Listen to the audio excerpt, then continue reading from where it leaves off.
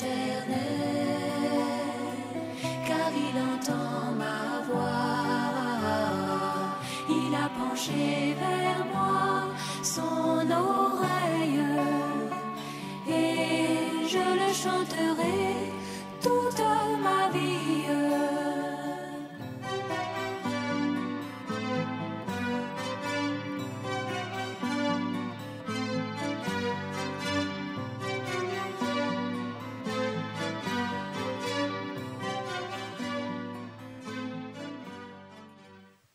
Que Dieu nous bénisse. C'est un privilège de nous retrouver. Je crois que ça fait bien longtemps que je vous ai laissé un peu tranquillement. Non pas que je ne suis pas là, je suis présent. Je me cache derrière dedans là-bas, où je vais au village, je vois les frères qui sont au village. Je pense qu'on a beaucoup de prédicateurs. Seulement dans ces derniers temps, le frère Ali, le frère Isaac n'étant pas en très bonne santé. Le frère Mathias a dû assurer seul la présidence et la prédication. C'est pas mauvais. Par moments, c'est pas mauvais. Je pense que nous, on a eu le privilège de le faire pendant des années. C'est vrai, ça peut être un peu fatigant, mais c'est toujours pas mauvais. Ça fait que on n'a pas à choisir qui va prêcher ou qui ne va pas prêcher. N'est-ce pas vrai? Et comme la Bible dit, tout chose concourt bien ce qu'aime Dieu. Ça permet que chacun puisse savoir que ce n'est pas un homme à qui il faut s'adosser, mais il faut plutôt s'adosser au Seigneur. Et c'est important. Je salue les frères qui écoutent en ligne, parce qu'effectivement, il y a des frères qui écoutent le samedi aussi en ligne. N'est-ce pas? Lui sait de quoi je parle.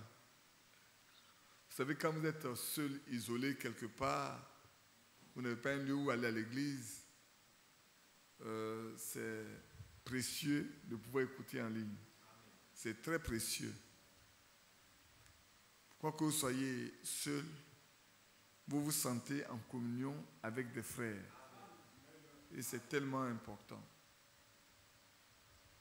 C'est important de le faire. C'est pour cela que nous remercions le Seigneur qui a permis que cette écoute en direct soit faite. J'aime le dire parce que c'est une chose qui a été très combattue. Ça, je vous l'ai dit. Aujourd'hui, permettez-moi de parler comme ça, les frères en récoltent beaucoup le fruit. C'était très timide. C'était pour quelques personnes.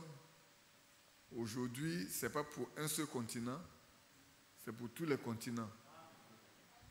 J'ai même demandé aux frères s'ils peuvent, si quelqu'un peut après traduire en anglais et le mettre en ligne pour que les anglophones également puissent, s'ils découvrent, ils puissent le voir. Moi, j'ai été un jour surpris par quelqu'un avec qui je travaille. On ne travaille pas en direct. Qui un jour est parti sur YouTube et puis il découvre, il voit mon nom, il voit quelqu'un qui est en train de prier, il a voulu écouter. Et quand il a fini d'écouter, il m'a prêché, il m'a appelé. Il dit, ben, je ne savais pas que tu étais prédicateur. Oui, c'est vrai. On n'a pas besoin de s'exposer. Dieu sait ce qu'il fait. Que Dieu nous bénisse. Amen.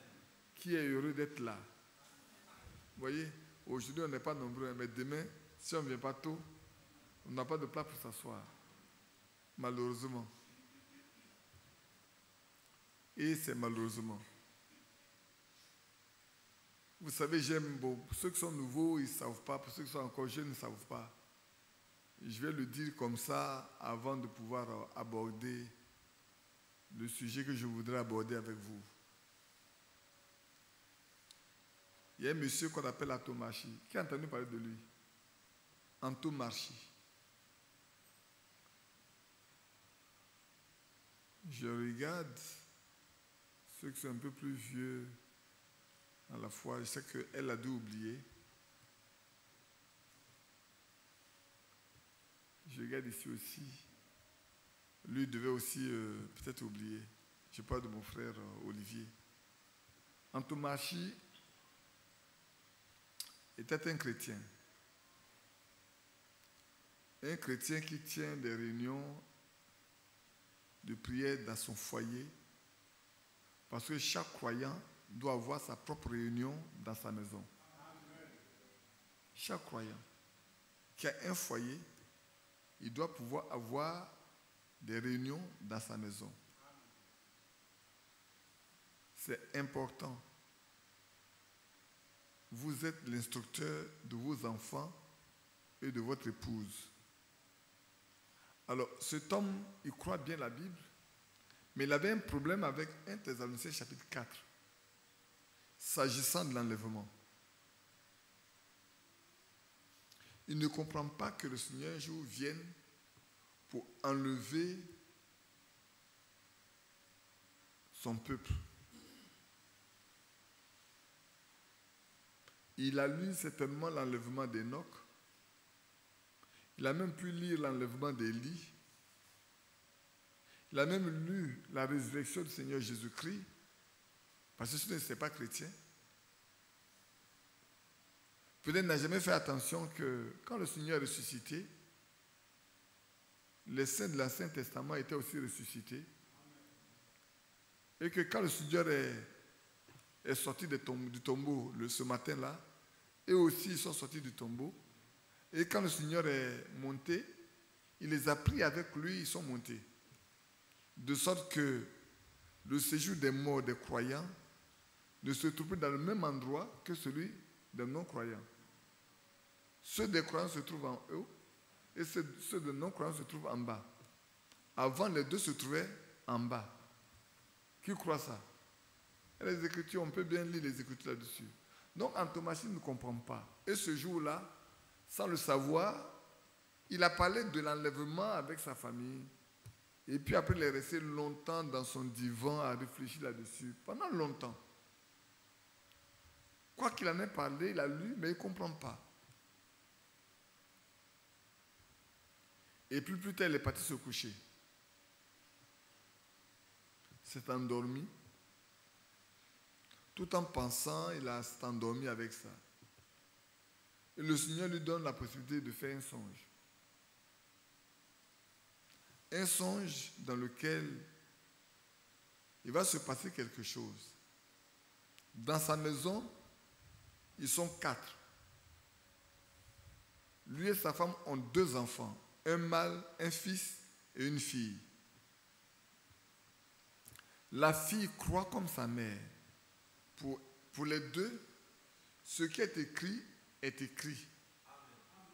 Et tout ce qui est écrit, on ne peut pas douter de cet écrit. Pour elle, quand c'est écrit, c'est oui et amen. Par contre, son fils, c'est un grand raisonneur. Il va à l'église, mais il raisonne beaucoup, il discute beaucoup de choses.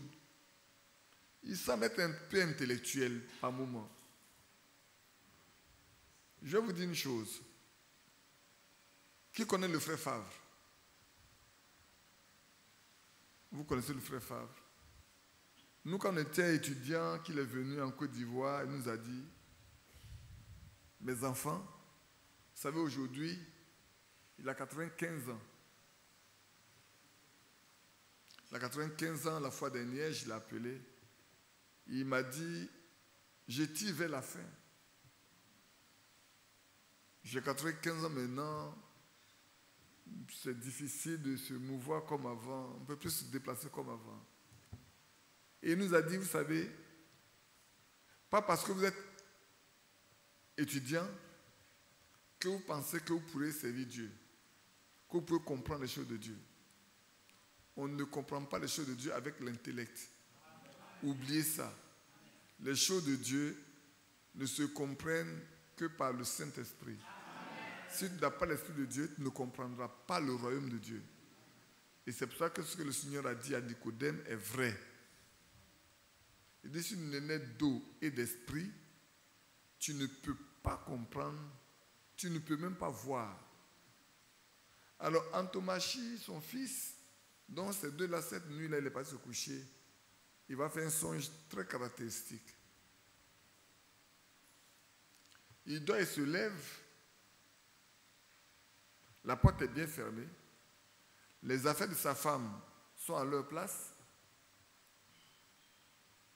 la clé est bien là, mais sa femme n'est pas dans le lit.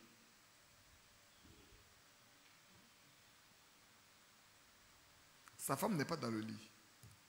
Toutes ses affaires sont bien là, la porte est bien fermée, bouclée par l'intérieur.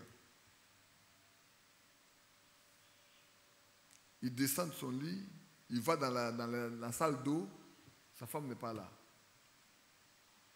Il ouvre la porte, il fonce tout droit dans la chambre de sa fille, tout est là, la fille n'est pas là. Et il se fait encore un peu nuit. Il rentre dans la chambre de son fils dort à point fermé. Donc lui et son fils, ils sont là, mais les deux sexes féminins ne sont pas là. Bon, il reste là à réfléchir. Et puis au petit matin, il va chez sa belle-sœur. Il sonne pendant plusieurs moments. Un long temps. Sa belle-sœur ne se lève pas, son mari ne se lève pas parce qu'ils ont une servante. Et cette servante croit tout ce que dit la Bible. Elle aussi, elle est une croyante. Elle ne joue pas avec sa foi. Habituellement, quand on sonne, c'est elle qui va ouvrir la porte. Mais cette fois-ci, on sonne.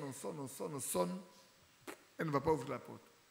Donc la belle-sœur vient, somnolente, vient ouvrir la porte, elle rentre dans la chambre de la petite, elle ne la voit pas. Et puis elle vient, elle ouvre la porte. C'est son beau-frère qui est devant la porte. Elle dit, mais je ne vois pas ma femme. Et je ne vois pas ma fille. Et ils ne sont pas ici. Il dit, non, mais tu as la femme que tu vois. On dort encore. Mais je ne sais pas pourquoi. Notre jeune servante également ne s'est pas levée pour nous ouvrir. Habituellement, c'est elle qui ouvre la porte. Elle se lève très tôt. Mais aujourd'hui, on ne comprend pas. Donc, elle retourne dans sa chambre. Tout est bien là, mais elle n'est pas là.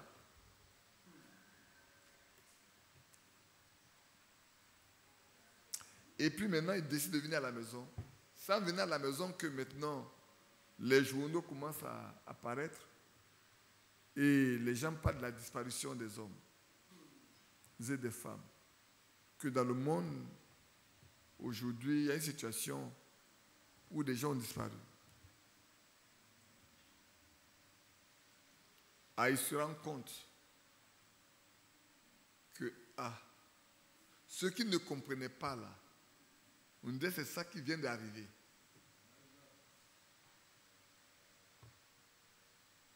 Les gens ont été enlevés, bouleversés, ne sachant que faire. Sa seule pensée, c'est d'aller chercher son fils et qu'il aille à l'église pour voir qu'est-ce qui se passe. Il veut aller voir qu'est-ce qui se passe à l'église. Il prend son fils et il se rend à l'église. Ils arrivent à l'église. Il y a quelques personnes à l'église déjà. Y compris le prédicateur. Il était aussi là. Mais ceux qu'on trouvait fanatiques dans l'église, il n'était pas là. Comme nous sommes assis, on connaît les positions de chacun de nous, on s'assoit. Il y a des endroits, il appelle ça postes, qui sont vides. Et on identifie bien les personnes qui s'asseyent à cet endroit-là. Ils ne sont pas là ce jour-là. Et c'est là que le prédicateur va leur dire, l'enlèvement dont on parle tant a eu lieu. Et que lui s'excuse parce qu'il ne leur a enseigné que ce qu'il a appris à l'école pastorale.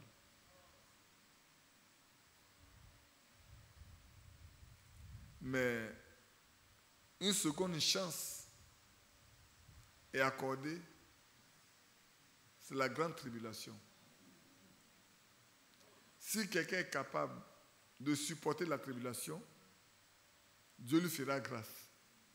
Maintenant, ce n'est pas seulement la foi, c'est que tu dois faire face à la mort à cause de ta foi. Ou tu prends position, tu meurs pour Christ, ou tu ne meurs pas pour Christ, et alors tu perds tout. Il a dit, bon, pour que chacun puisse être fort, qu'on se mette à genoux et on se mette à prier. Et Antomachi s'est mis aussi à genoux avec son fils et a prié, prié. Il a prié longtemps à genoux. Dans la réalité, il était sur son lit et il transpirait. Sa femme s'est levée pour aller s'occuper de ce qui est de la maison. Les enfants sont occupés. Les 2 enfants sont réveillés, ils sont partis à l'école. Mais lui, il était encore dans le lit et il transpirait beaucoup. Alors, l'heure du travail, habituellement, c'est à quelle heure il se lève pour aller au travail. L'heure passant, sa femme est partie pour le réveiller. Chérie, chérie, et puis il se réveille en sursaut. Quand il a ouvert ses yeux, tu es là? Il dit, oui, je suis là. Tu es là? Oui, mais je t'inquiète, c'est un problème. Mais il était couvert de sueur. Hein. Et puis il est descendu. Il est parti, il a pris sa douche, il n'a rien dit à sa femme. Il est parti au travail, il est parti rendre sa démission. Il a rendu sa démission. Et puis il est venu à la maison. Il est parti dire à sa femme qu'il est parti rendre sa démission. Ça veut dire, mais qu'est-ce qui se passe? Ce matin, tu m'as posé la question si je suis là. Et maintenant, tu viens me dire que tu as rendu ta démission. Il dit, quand les enfants viendront, je vais vous parler. Et quand les enfants sont venus, il les a réunis. Il a dit, ce qui aurait été la vérité n'était qu'un songe.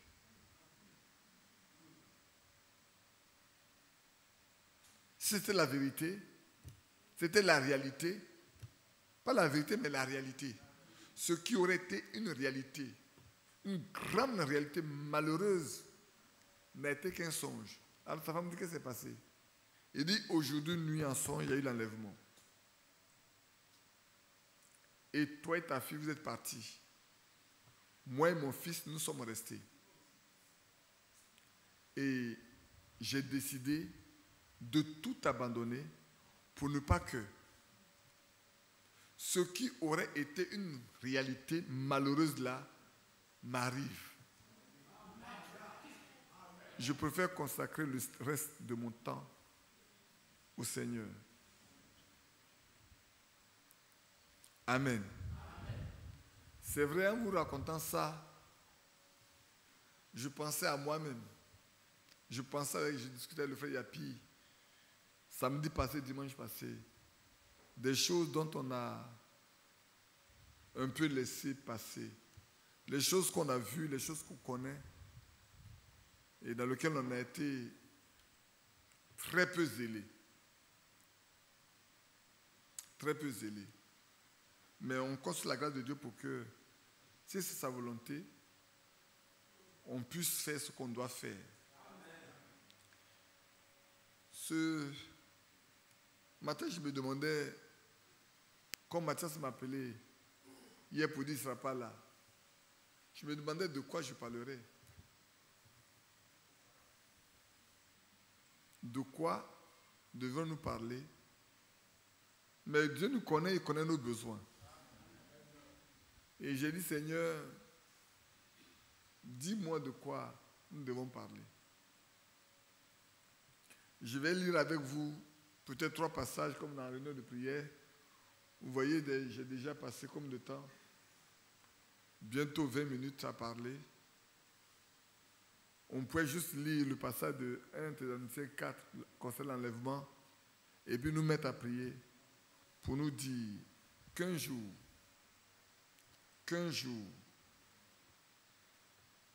qui n'est peut-être pas loin, pour certains, ça serait une réalité malheureuse. Pour d'autres, Ça, c'est une heureuse réalité. Pour certaines, ça, c'est une réalité malheureuse. Pour d'autres, ça, c'est une réalité heureuse. Parce que ce qu'ils ont attendu longtemps est arrivé. Vous savez pourquoi je vous le dis? Bien-aimés frères et sœurs, le Dieu du ciel nous aime. Il nous aime, j'aime le dire et je vais le redire. Il nous aime. Sachant que les temps arrivent à la fin, sachant que la religion a caché la vérité, sachant que la religion a créé des dogmes et des doctrines qui n'ont rien à voir avec la Bible, il a envoyé quelqu'un pour nous retourner à ce qui était au temps des apôtres. Amen. Écoutez bien ce que j'ai dit. Pour nous retourner à ce qui était au temps des apôtres. Pour nous retourner à ce qui se passait juste après la Pentecôte. Après que les premiers chrétiens aient reçu le Saint-Esprit. Pour retourner à la vie qu'ils ont menée. Pour que nous comprenions que si nous devons faire partie de ceux qui doivent être enlevés, nous ne pouvons pas être différents des premiers. Ce n'est pas possible. Si quelqu'un est différent des premiers, il doit savoir qu'il n'est pas dans le lot de ceux qui doivent partir. Parce que les premiers ont été approuvés par lui. Et en son temps, ceux qui n'étaient pas approuvés, vous connaissez la situation de Ananès et Saphira. Et vous connaissez la situation de beaucoup, où l'apôtre Paul dit, tous m'ont abandonné. Pour l'amour pour le monde, même Démas m'a abandonné par amour pour le monde. Et donc ce matin, j'étais là, je lisais, et je lirai ça avec vous. Et je dis ceci pour nous interpeller, pour nous dire, de même que le Seigneur, aujourd'hui nous a retourné au temps des apôtres, de même au temps du Seigneur Jésus, le Seigneur a fait une chose pour rappeler aux Juifs ce qui avait été dit à Moïse concernant leur temps, concernant ce qui devait être, ce qui devait arriver. Pour ça, vous allez vous lever avec moi. On va lire un long passage dans le livre de Jean, au chapitre 6.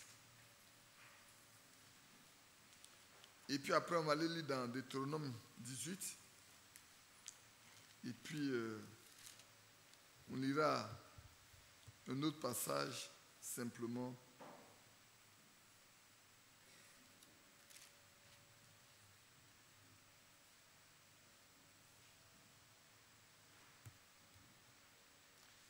Je peux lire seulement un verset, mais je vais lire tout un passage pour que vous compreniez. Je lis à partir du verset 1. Après cela, Jésus s'en alla de l'autre côté de la mer de Galilée, ou mer de Tibériade. Une grande foule le suivait, parce qu'elle voyait les miracles qu'il opérait sur les malades. Jésus monta sur la montagne et là il s'assit avec ses disciples. Or, la Pâque, la fête des Juifs, était proche. Ayant levé les yeux, voyant qu'une grande foule venait à lui, Jésus dit à Philippe, « Où achèterons-nous des pains pour que ces gens aient à manger ?» Il disait cela pour l'éprouver, car il savait ce qu'il allait faire. Amen. Ça ne vous égaie pas. Moi, ça me réjouit. Il a éprouvé Philippe pour voir ce que Philippe allait dire. Mais lui, il savait ce qu'il allait faire. Il sait. On va revenir peut-être un peu dessus après. Philippe répondit, les pains qu'on aurait pour 200 deniers ne suffiraient pas pour que chacun en reçoive un peu.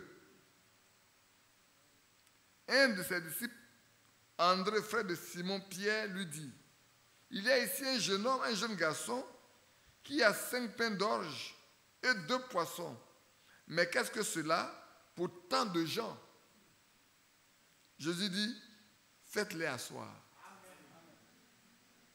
Il y avait dans ce lieu beaucoup d'herbes. Il s'assit donc au nombre d'environ 5000 hommes.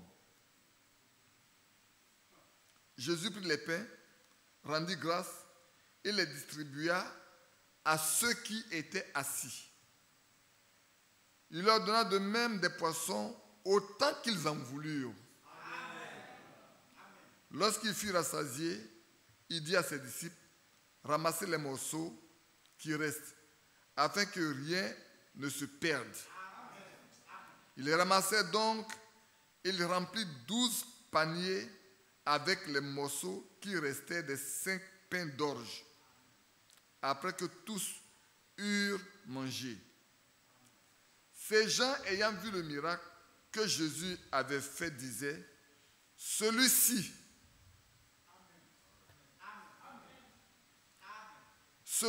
est vraiment le prophète qui doit venir dans le monde.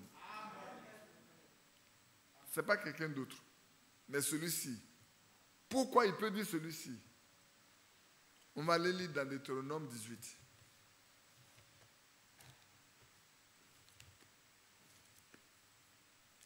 Dans Deutéronome chapitre 18, vous connaissez bien. Ce n'est pas de nouvelles choses, hein, c'est les choses que vous connaissez.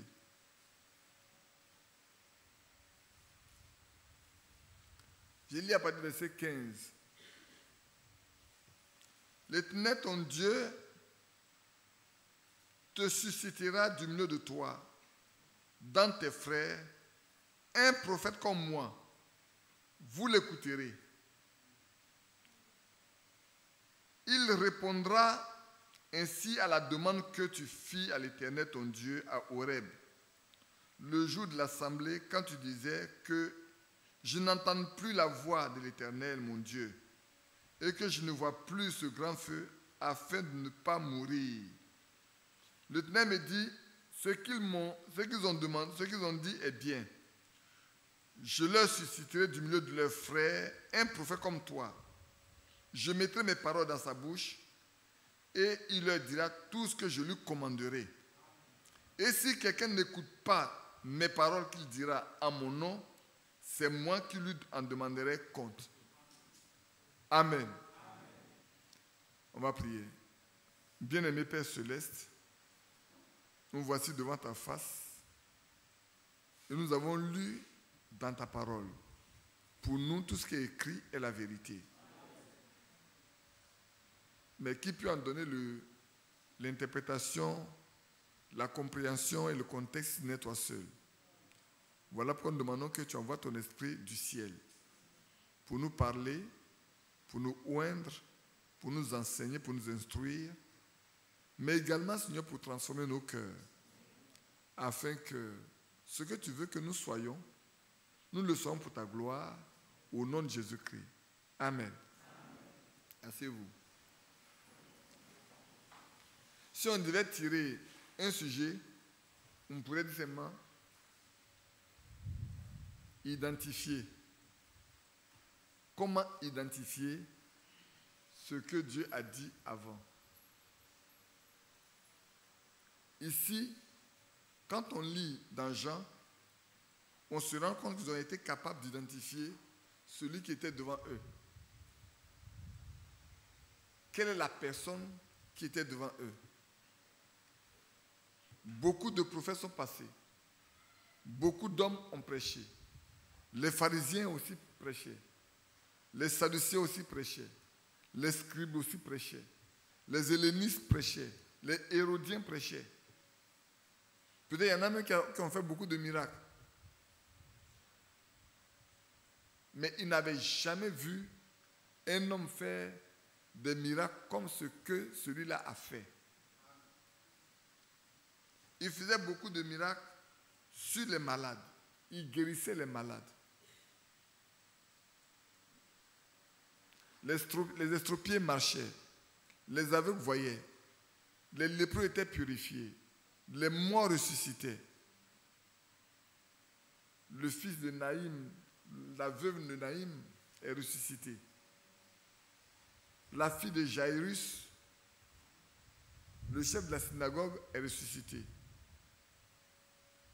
La fille de cette femme syrophénicienne, à qui le Seigneur a dit, il n'est pas bon de donner le pain des enfants aux petits chiens, et qui a répondu, c'est vrai, maître. Je ne demande pas le pain des enfants, mais les chiens mangent les miettes qui tombent sous la table. Et quand elle a dit ça, il lui a dit, va, ta fille est guérie, car ta foi est grande. C'est vrai. Et alors, quand ils ont mis tout ensemble et qu'ils ont vu que de combien de pains d'orge, on dit ce jeune homme avait combien de pains d'orge? Il avait 5 pains d'orge et 2 poissons pour 5000 hommes. Quand on dit 5000 hommes, les femmes ne sont pas comprises. Hein? Peut-être les enfants qui sont partis dedans ne sont pas compris. Mais on a fait asseoir toute la multitude et il a pris les 5 pains et il a rendu grâce. Et lui-même l'a coupé et il l'a distribué. Et le poisson et les pains et chacun a mangé. On en a gardé 12 paniers des restes. Il dit pour que rien ne se perde. Pour que rien ne se perde, ramasser tout ce qui est. Parce que souvent, on fait des gaspillages, on ne sait pas. On ne sait pas ce que ça coûte. Les gens, ils ont trouvé ça peut-être naturel. Ils ont mangé tellement qu'il y en a qui traînaient à terre. Mais le Seigneur n'a pas voulu que rien, un seul morceau reste. Il dit, vous ramassez tout ça. Quand ils ont ramassé, ça fait 12 paniers. Quand ils ont fini, leur propre témoignage par rapport à cet homme-là est celui-ci. Ces gens ayant vu le miracle que Jésus avait fait disaient, celui-ci est vraiment.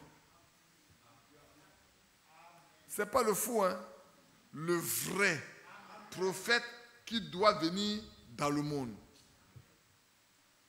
Si on nous dit qu'il y a un autre prophète qui doit venir là, nous savons que celui-là, il est le vrai. Ils l'ont identifié par les œuvres qu'il a accomplies. Ils l'ont identifié parce qu'il fait. Ailleurs, vous allez vous rendre compte qu'on a dit, jamais homme a parlé comme lui. Les pharisiens ont envoyé des gens vers lui pour l'éprouver, pour trouver des moyens de l'accuser. Quand ils sont retournés, il dit, mais jamais homme a parlé comme cet homme-là. Ils ont pu l'identifier, faire une différence entre lui et tous les autres prédicateurs. Tous ceux qui sont passés, ils ont pu se rendre compte qu'ils ne sont pas la même. Ils ne sont pas du même calibre. Ils ne sont pas la même personne, ce n'est pas la même chose. Il est nettement différent. Ils l'ont identifié par rapport à ce qui a été écrit de lui, qu'ils connaissaient, et par rapport à ce qu'eux ils voyaient de lui.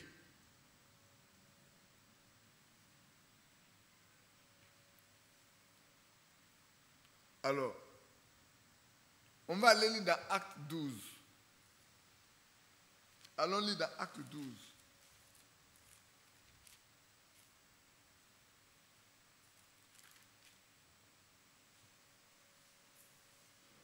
Je crois que c'est dans Acte 12. Oh, je crois qu'on pourrait bien le lire dans Acte 11 plutôt. Acte 11. On va lire à partir du verset 19.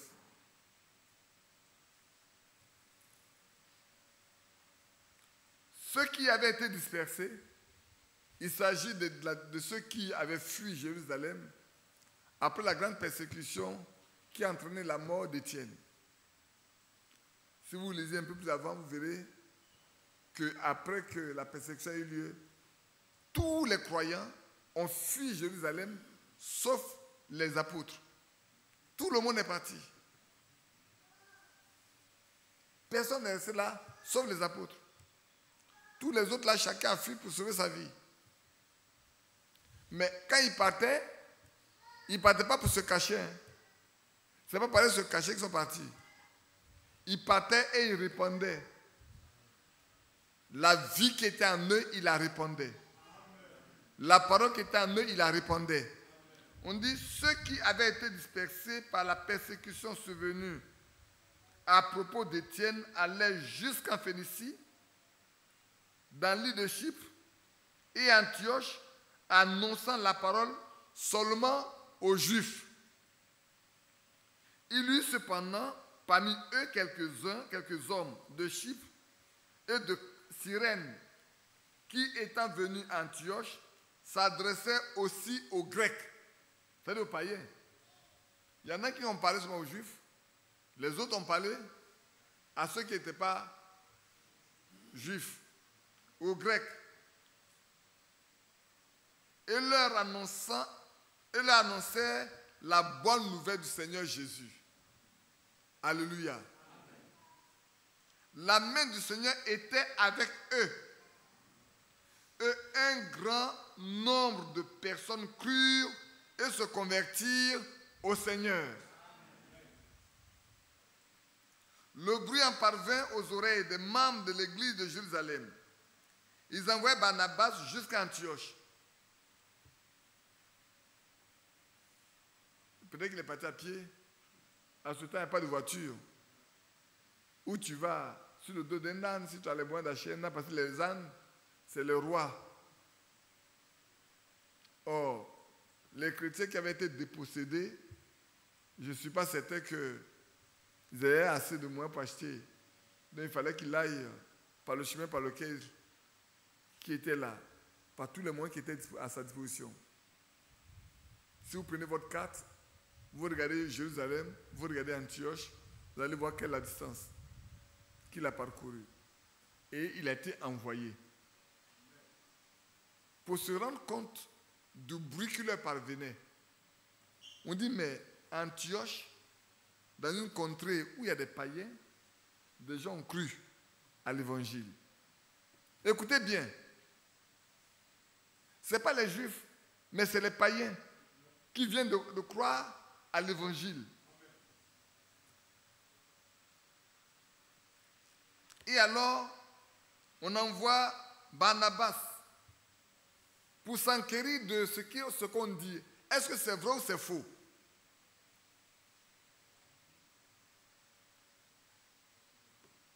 Lorsqu'il fut arrivé, il eut vu la grâce de Dieu. Il s'en réjouit.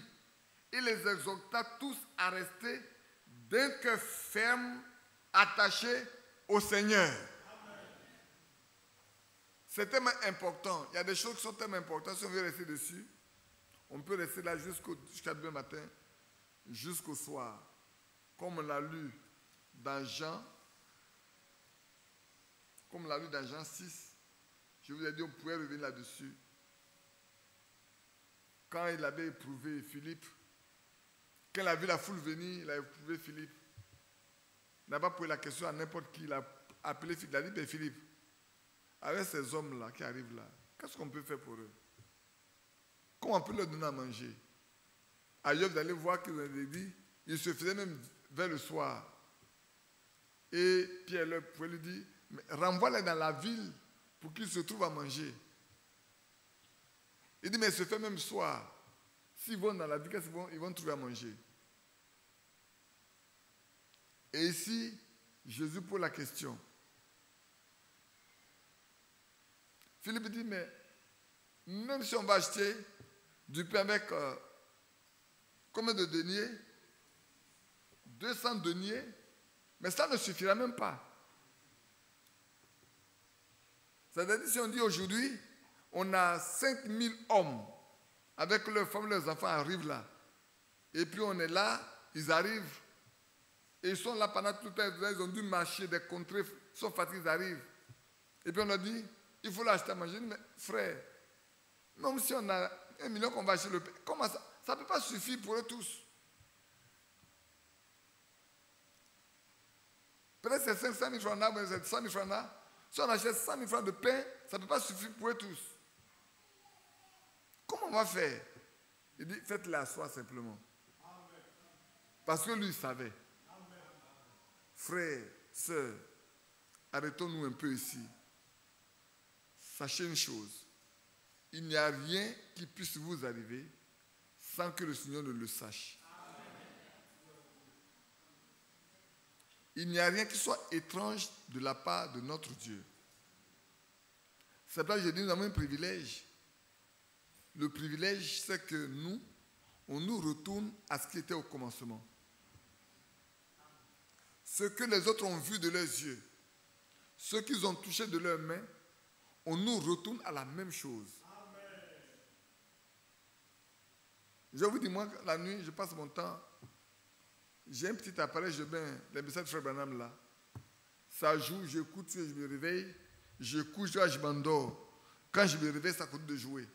Ça joue de 21h jusqu'à 5h du matin. J'écoute jusqu'à je me réveille, j'écoute quand je m'endors, je me réveille, j'écoute quand je m'endors. Pourquoi? C'est pourquoi je le fais? Qui sait pourquoi je le fais? Qui peut me dire pourquoi je le fais?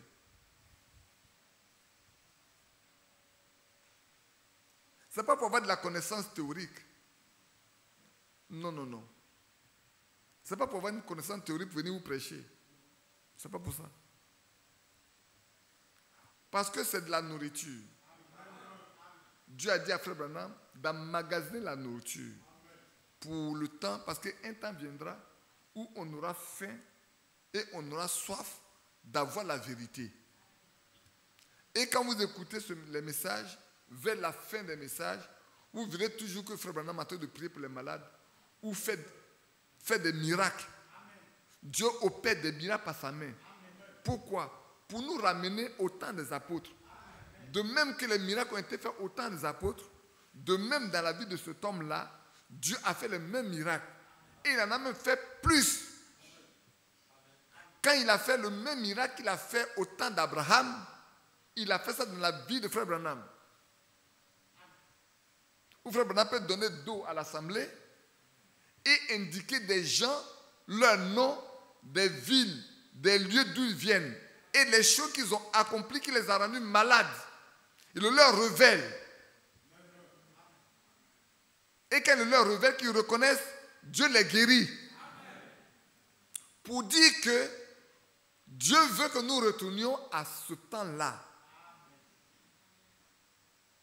Et nous avons besoin de nourrir notre âme avec ça. Pour que nous ne soyons pas stériles. On pourrait dire, en écoutant, en voyant ce que Frère Branham, Dieu a fait par la main de Frère Branham, on pourrait dire de même, cet homme-là, c'est le prophète qui devait venir en cette fin des temps. Ce n'est pas quelqu'un d'autre. C'est lui que Dieu a choisi pour cette fin des temps. Parce que ce que le Seigneur a dit qui devait arriver au temps des apôtres, arrive également dans sa vie. Donc ça doit arriver également dans notre vie à nous.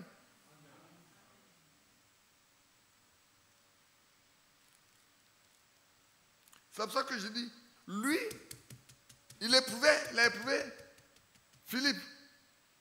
Mais ce n'est pas Philippe seulement, c'est tous les disciples qu'il a éprouvé. Et quand ils ont vu ce qui s'est passé, ils ont dit, ah, c'est vrai, mais cet homme-là, on l'identifie. Il n'y a pas de confusion. Hein? Comme je disais dimanche passé au village aux frères, je dis, j'ai vu les jeunes gens, ils sont une vingtaine aujourd'hui. Au village, ils sont une vingtaine. Alors je leur ai dit, mais quels sont ceux qui sont mariés? Comme je vous ai dit ici. Je vois qu'ils ont tous pris leur baptême. Je vois que la plupart vivent avec des femmes et ne sont pas mariés. Je leur ai dit, mais vous êtes des païens. Vous êtes des païens. Vous n'êtes pas des chrétiens. Vous vivez dans la débauche. Vous vivez dans l'impureté. Vous avez besoin de mettre de l'ordre dans votre vie. Sinon, si vous mourrez là, vous partez tout droit en enfer. Vous avez vécu comme les païens. Dans le temps d'ignorance, vous avez pris des femmes. Quand vous êtes venu, vous n'avez pas réglé votre situation. Vous avez continué de vivre comme quand vous étiez païen.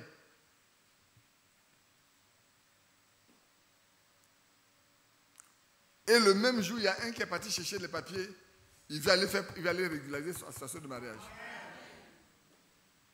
J'étais encore assis là, j'attendais qu'on me donne à manger avant de venir. Il est parti prendre les papiers et dit, moi, avant la fin du mois, il faut que je mette de l'eau dans cette affaire-là. Ça fait trop longtemps que ça dure. Parce qu'il a eu des enfants, il a eu même des petits-enfants. Ah oui. Il a des petits-enfants. Je ne dirai pas son nom. Il a même des petits-enfants. Et si tu mourais là, il est passé plusieurs fois à côté de la mort. Hein. Dieu lui a fait grâce. Un jour, j'ai lui prié comme ça pour lui. Sa femme n'espérait plus. Et puis elle m'a appelé, il est allé. Je l'ai regardé, j'ai dit, je ne vais même pas demander que le Seigneur te guérisse. Je vais demander ce jour au Seigneur. Si c'est le temps pour toi d'aller à la maison là, il ne faut pas que tu continues de souffrir. Mais si ce n'est pas le temps, alors il n'a qu'à te laisser vivre. Quand j'ai dit ça, il a tremblé, sa femme a tremblé. C'est la prière que j'ai faite. Il a tremblé, sa femme a tremblé, je les ai laissés. D'après lui-même, qu'elle est rentrée dans la douche, il s'est mis à pleurer. Il s'est mis à pleurer. À demander pardon au Seigneur, que Dieu lui fasse grâce. Parce qu'on se connaît. On se connaît. J'ai dit, Seigneur, si c'est le temps, il doit partir là. Ce n'est pas la peine qu'il continue de souffrir. Il faut le prendre qu'à aller. Sinon, que la maladie là le quitte et qu'il se porte bien. Il vit. Ça date de 8 ans. Hein. Il vit. Et je lui ai dit, toi, Dieu t'aime. Et puis, dans ta situation, là, si tu mourais avant, là, tu allais aller directement en enfer. C'est parce que tu n'es pas encore prêt que Dieu ne t'a pas pris. Il faut aller régler ta situation. C'était pour tout le monde. Il y en a qui ne puissent pas faire. Des situations qui nous arrivent là. Ce n'est pas étrange pour lui. Avant qu'on ne naisse, il savait qu'on allait passer par là. Amen. Et il est capable de nous donner la solution. Amen. Les solutions sont dans ses mains. On a chanté beaucoup de cantiques, peut-être vous n'avez pas vu. Moi, quand on chantait les cantiques du premier au dernier, j'ai seulement ri dans mon cœur et dit, mais il a chanté tout. Frère, tu peux leur donner le titre de chaque chant qu'on a donné. Il faut donner chaque chant qu'on a chanté. Et je vais vous montrer le lien qu'il y a entre ce qu'on dit et ce qu'on a chanté. Veux-tu briser du péché le pouvoir? Mais la force se trouve en Christ. La force de ton péché se trouve en Christ. J'ai longtemps erré sans guide. Le seul guide que j'ai, c'est Christ. C'est lui. Et il m'a sorti de mon tombeau. Le deuxième. Si je le vois face à face, je ne peux pas être le même comme je le suis aujourd'hui. Ceux qui l'ont vu face à face, ils n'ont plus jamais été les mêmes personnes. À part Judas. Parce que c'est le fils de la perdition. Parce qu'il est le fils de la perdition. Il est né pour être perdu. Il était perdu avant qu'il ne naisse, il était déjà perdu. Mais tous les autres, même les lépreux, Bartimée, la femme qui avait une perte de sang pendant des années, qui a perdu tout son argent, peut-être demain on en parlera. Vous verrez. Demain on en parlera. Je parle un peu seulement de certaines choses ce soir. Il est question d'être identifié. Il est question d'être identifié. Les autres l'ont identifié. Ils ont identifié qui il est. Ils ont su qui il est. Les apôtres ont pu comprendre qui il est. Tout ce peuple qui était malade ont pu comprendre qui il est. Les disciples de Jean ont pu comprendre qui il est. Quand ils étaient demandés, Jean nous envoie pour dire, mais devons te demander, est-ce que tu es celui qui doit venir ou nous devons nous entendre, en attendre un autre? Il dit, asseyez-vous un instant. Asseyez-vous un peu. Et devant eux, il a guéri les boiteux. Il a guéri les aveugles. Il a guéri les sourds muets. Et puis allez-y dire à Jean, voilà ce qui se passe. Comme Jean est prophète, il saura que Ésaïe 35 est en train de s'accomplir.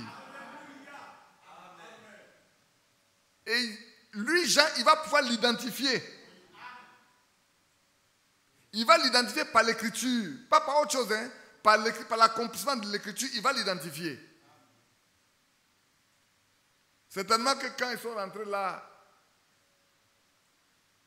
je m'imagine, ce n'est pas écrit, hein, ce que j'ai dit, ce n'est pas écrit. Je m'imagine, Jean leur a dit, mais vous êtes partis, qu'est-ce qui s'est passé? Il a dit, il nous a dit de venir te dire que les boiteux marchent, que les aveugles voient, les muets parlent, les sourds entendent, même les morts ressuscitent. Jean a dit, j'ai compris. J'ai fini pour moi. Mon temps est fini. Celui que vous avez vu là, allez-y. Maintenant, suivez-le. Laissez-moi seul, suivez-le. Car c'est lui. C'est celui qui doit venir. Celui dont j'ai parlé auparavant, j'ai dit, je ne vais même pas dénouer les lacets de sa chaussure là. C'est lui. Allez-y. C'est pour ça que les baptistes qui ont rencontré Paul, quand Paul a dit, mais est-ce que vous avez reçu le Saint depuis que vous avez cru? Il dit, mais nous, on n'a même pas entendu parler du Saint-Esprit. S'il y a un Saint-Esprit. Il dit, mais de quel baptême avez-vous été baptisé? Il dit, mais Jean nous a baptisé. Il dit, oh, Jean est venu pour la repentance. Ce n'est pas pour la rémission des péchés. Il y a un qui est venu pour que nous puissions obtenir le pardon de nos péchés. Il est venu, Jean dit qu'il est venu pour ôter le péché. Il est venu, il a ôté le péché. Maintenant, le péché a été ôté et en son nom, le pardon des péchés est prêché. Quiconque croit en son nom reçoit le pardon de ses péchés. On l'identifie parce qu'il est écrit de lui. On le connaît parce qu'il est écrit de lui. Et on va s'accomplir dans sa vie ce qui est écrit de lui. Donc on peut l'identifier. On ne peut pas se tromper. C'est vrai, non? Donc, quand ils ont vu qu'il a pu multiplier le pain, il a pu multiplier le poisson, il n'y a pas un homme qui peut multiplier le pain. Il n'y a pas un homme qui peut multiplier le poisson. Poisson qui est déjà frais, on a fumé ça, on a séché, on ne peut que manger. C'est un petit morceau de pain d'orge, ça peut faire quoi? 5000 personnes vont manger ça. Non, lui là, c'est Dieu. C'est pas un autre. C'est Dieu. C'est le prophète qui doit venir là, c'est lui. Et le prophète qui doit venir, c'est le Messie. On le sait. Et puis maintenant, retourne dans Actes. Et dans Actes, au verset 23, lorsqu'il fut arrivé et qu'il eut vu la grâce de Dieu, il s'en réjouit. Il les exhorta tous à rester d'un cœur ferme, attaché au Seigneur. Car c'était un homme de bien, plein d'Esprit Saint et de foi. Et une foule assez nombreuse se joignit au Seigneur. Barnabas se rendit ensuite à Tarse pour chercher Saul. Saul, c'est Paul. Hein? Et l'ayant trouvé, il l'amena à Antioche. Pendant toute une année, il se réunit aux assemblées. En fait, quand on dit aux assemblées, c'est aux réunions qu'ils avaient à tout moment, aux assemblées de l'Église. Et ils enseignaient beaucoup de personnes. Ce fut à Antioche que pour la première fois, les disciples furent appelés chrétiens. À Antioche, on va les identifier. On va les identifier à qui? À Christ. Pour la première fois, ceux qui ont pris position pour Christ, ceux qui deviennent disciples de Christ, ont été comparés à Christ. Et ils les ont identifiés à Christ en voyant qu'ils ne sont pas différents de Christ. Parce que chrétien, c'est un disciple de Christ. Un disciple, il est l'élève de son maître. Donc, il est appelé à ressembler à son maître, à faire comme son maître, à agir comme son maître, à vivre comme son maître. C'est vrai. Identifier. À qui sommes-nous identifiés, nous? Nous qui sommes ici, là. On nous identifie à qui? J'ai fini de prêcher.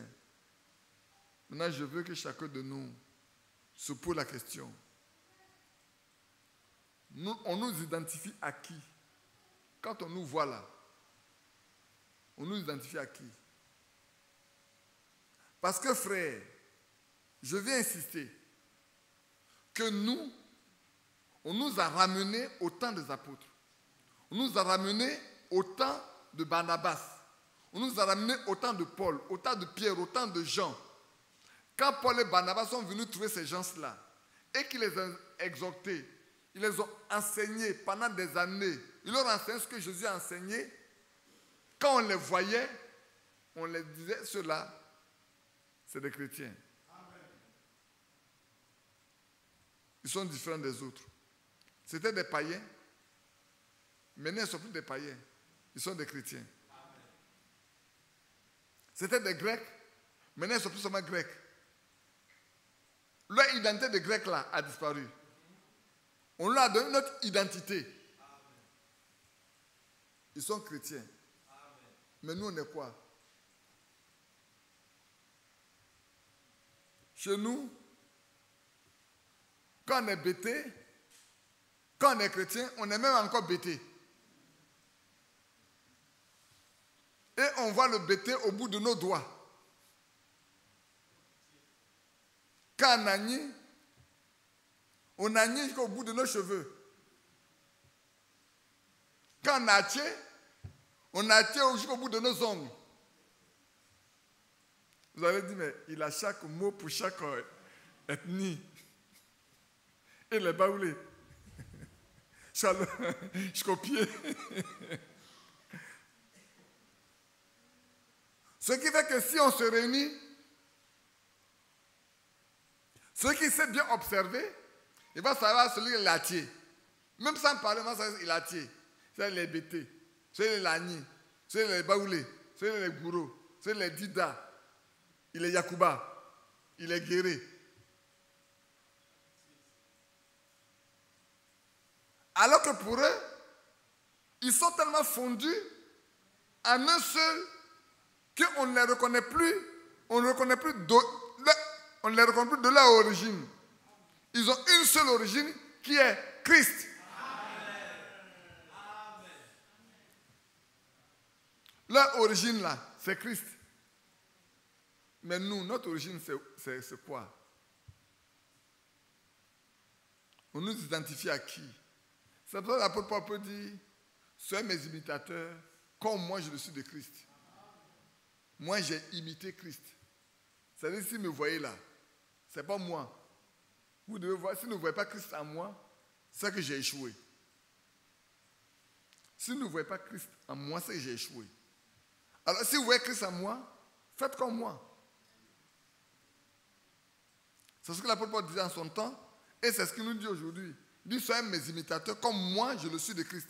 Ouais, est-ce que vous comprenez ce que l'apôtre Paul dit? L'apôtre Paul a une certitude absolue que lui, il ressemble à Christ.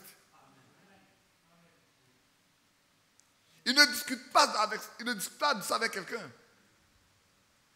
Il ne discute pas là-dessus. Il dit, moi, je suis imitateur de Christ. Je ne suis pas différent de lui. Donc, si vous voulez être comme Christ, mais faites comme moi. Parce que moi, c'est de lui. Je l'ai imité. J'ai passé ma vie à faire comme lui. C'est pas, je peux vous dire, si je vis, c'est plus moi qui vis, c'est Christ qui vit sa vie en moi. Est-ce que nous pouvons dire la même chose aujourd'hui? Bien-aimés sœurs, bien-aimés frères, ce soir-là, est-ce que quelqu'un peut dire sans hésiter, je suis comme Christ? Je vous pose la question. Est-ce que nous qui vous prêchons, nous sommes capables de vous dire que nous sommes comme Christ? Est-ce que vous qui nous écoutez, vous êtes capable de dire, vous êtes comme Christ? Parce que ce n'est pas le cas, nous sommes malheureux. Ce qui arrive en Thomasie peut nous arriver. Et ce qui arrive en Thomasie risque de nous arriver.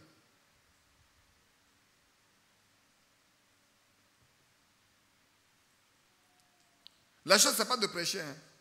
Je peux vous avouer qu'à un moment donné, j'ai dit, Seigneur, moi, je vais me retirer un peu de la prédication. Je vais rester un peu éloigné. Parce qu'il ne s'agit pas seulement de prêcher. Moi, je ne vais pas prêcher et puis être rejeté après. Moi, je ne vais pas prêcher. Ce n'est pas comme les frères ne m'ont pas offert à prêcher. Hein. Ils m'ont offert à prêcher. J'ai refusé de prêcher. Volontairement, j'ai refusé de prêcher. Mais c'est quand j'ai parlé avec le frère Yapi la fois dernière, et des choses que le Seigneur m'a montrées en 2007, en 2006-2007, que j'ai négligé jusqu'à maintenant. C'est ça qui m'a poussé. Mais quand je vais au village, je vais vous dire une chose. Je fais exprès.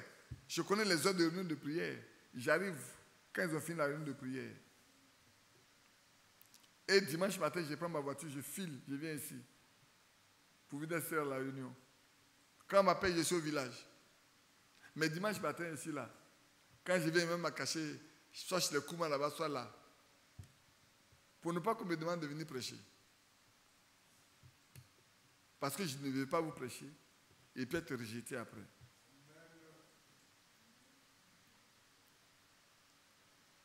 C'est vrai. Souvent, les gens pensent que les gens courent après la prédication. Peut-être nous autres, personnellement, non. Non. Et quand j'ai lu ce passage-là, j'ai dit, mais à qui sommes-nous identifiés? Bien-aimés frères, je vais nous donner le temps pour nous mettre à genoux, pour parler avec Dieu. Pas pour parler à Dieu, mais pour parler avec lui. Pour qu'il nous parle. Pour qu'il nous situe. Je connais un frère ici qui venait, je crois que je l'en ai déjà parlé, non pas ici. La fois dernière, il me l'a rappelé, qui était converti à l'intérieur du pays, qui a fait 15 ans à l'intérieur du pays avant d'arriver à Abidjan.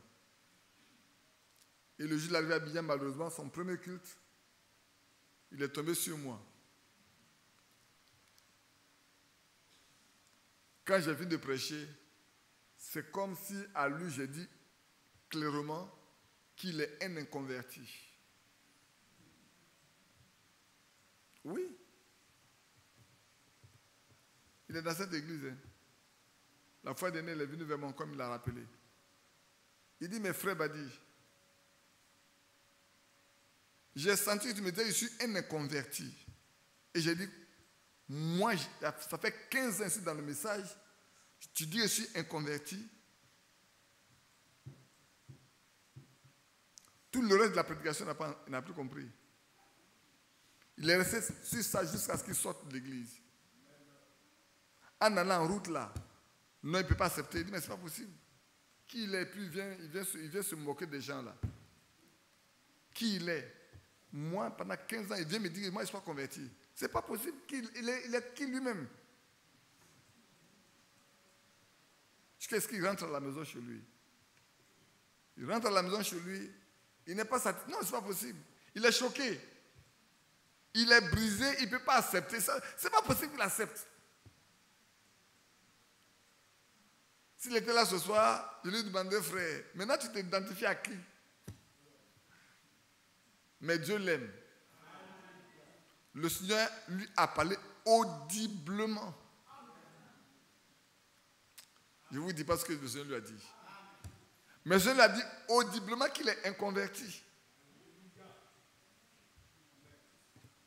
Je résume comme ça, qu'il est inconverti. Il n'a qu'à comprendre qu'il est inconverti et qu'il doit se convertir. Point final. Tout ce qu'il a fait, c'est de se mettre à genoux pour dire, Seigneur, pardonne-moi. Aide-moi à me relever. Aide-moi à être converti. Donc, ce n'est pas lui qui a parlé alors. Ce n'est pas le pauvre Badi qui est là-bas, ce n'est pas lui qui a parlé. Donc, c'est toi qui as parlé. C'est toi qui as dit, je suis un converti. Ce soir, je nous pose la question. À qui sommes-nous identifiés? Je ne sais pas pour qui, hein. Peut-être c'est pour moi-même. Que le matin, Dieu m'a parlé. Mais je voulais le partager avec vous. Alors, est-ce que quelqu'un ici sait à qui il est identifié, lui, aujourd'hui?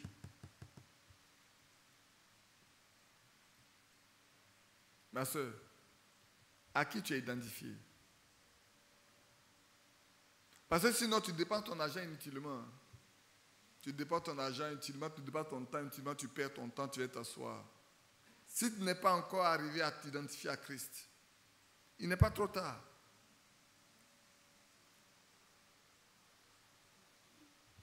Il n'est pas encore tard. Mais si tu ne prends pas garde pour qu'un jour, tu puisses dire, je suis identifié à Christ, jusqu'à ce qu'il vienne, tu vas regretter. Tu vas te souvenir de toutes les prédications. Le jour où William Zivi a prêché, nous serons sans excuse. Je connais des frères qui sont accrochés comme ça à leur chaise et à leur banc. Il y a un qui ne pouvait pas se lever.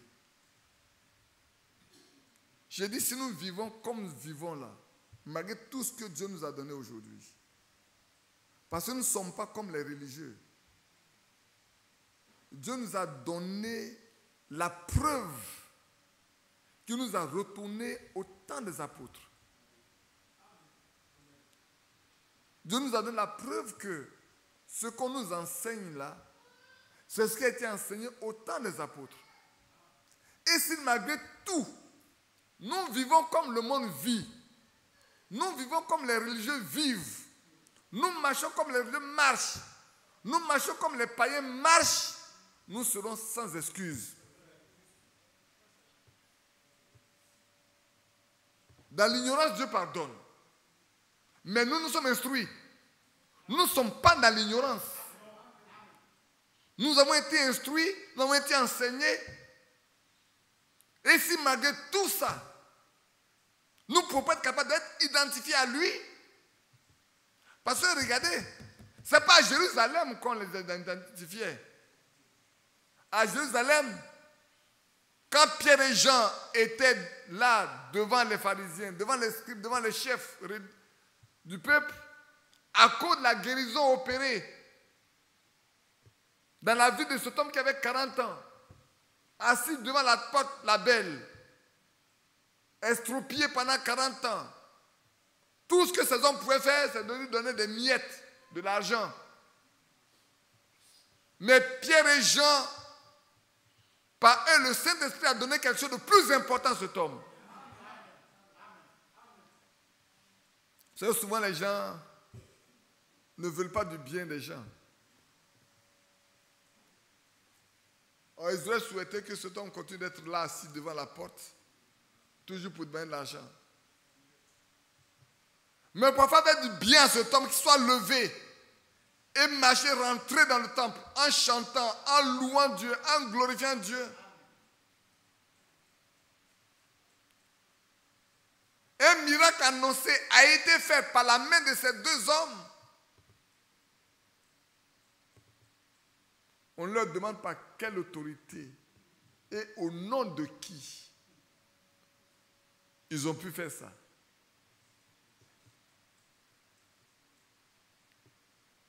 Par quelle autorité et au nom de qui? Par quelle autorité et au nom de qui? Et cet homme qui était là, au milieu d'eux, pendant 40 ans, il était assis là. Maintenant, il n'est plus assis, il est debout. Il peut utiliser ses 2 pieds.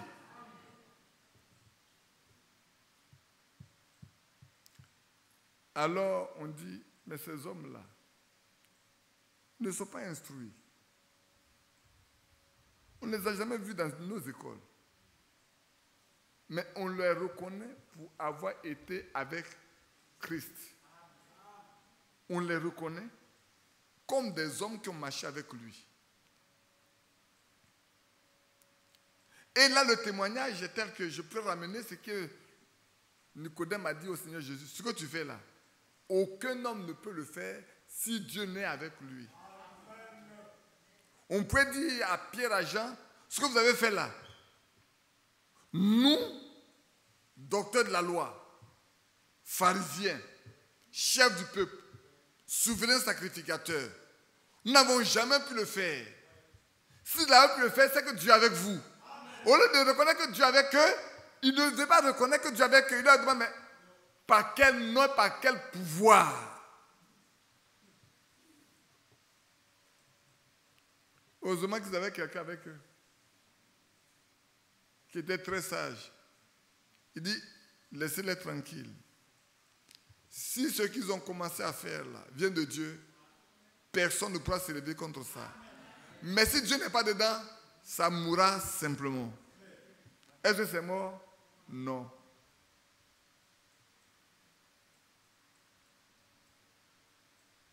Alors je vous pose la question. Est-ce que vous êtes identifié à Christ? Parce que si vous n'êtes pas identifié à Christ, un jour vous allez mourir. Mais si vous êtes identifié à lui, les hommes verront les œuvres de Christ en vous. Vos œuvres prouveront que vous êtes des petits dieux, des petits déesses, des petits dieux. Par votre vie, par votre langage, par votre comportement, on saura que vous êtes différents. Est-ce qu'aujourd'hui vous êtes vraiment différents?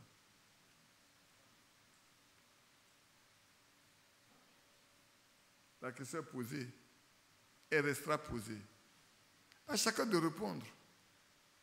À chacun de nous de répondre. Ici à Antioche, on dit,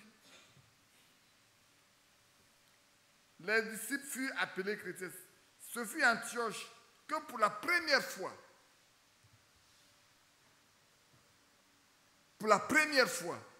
le nom que nous portons aujourd'hui date du temps où Paul et Barnabas ont été à Antioche. Maintenant, je pourrais dire, c'est à notre honte. Si tel qu'on les a reconnus, on ne peut pas nous reconnaître de la même manière, c'est honte à nous. C'est honte à nous. Hein. C'est vraiment honte à nous. Mon frère, c'est honte à nous. Mon fils, c'est honte à nous. Ma fille, c'est honte à nous. Ma soeur, c'est honte à nous. Et le Seigneur sera juste s'il nous condamne. Parce que nous serons sans excuse. On ne pourra même pas s'excuser. On nous a tout donné, on nous a tout enseigné. Mais qu'est-ce que cela produit en nous? Est-ce que cela produit en nous la vie de Christ? Ou cela nous a laissé tel que nous étions simplement? Que Dieu nous bénisse.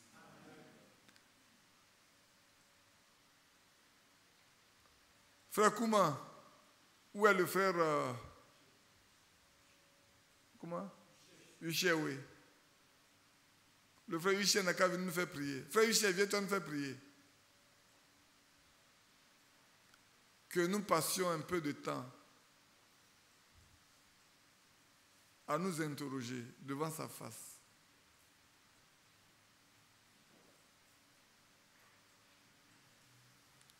Que nous faisons le bilan de nous-mêmes.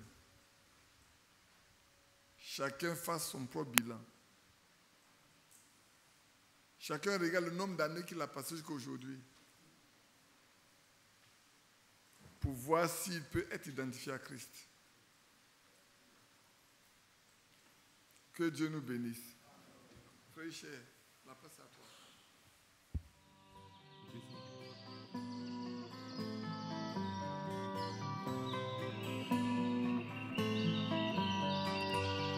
J'aime l'Éternel, car il entend ma voix. Il a penché vers moi son oreille, et je le chanterai toute ma vie.